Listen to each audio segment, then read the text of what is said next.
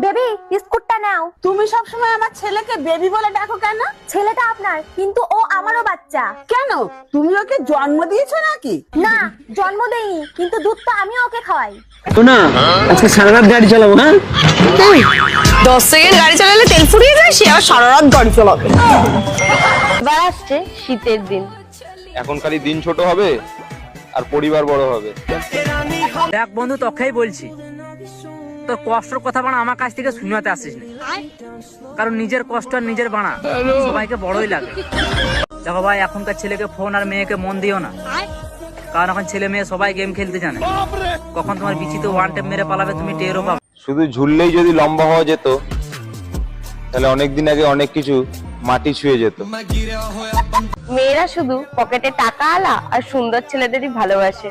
এই কথা বলে অনেক ছেলেরাই অনেক মেয়েদের বাড়ির ঝি বানিয়ে দিয়েছে।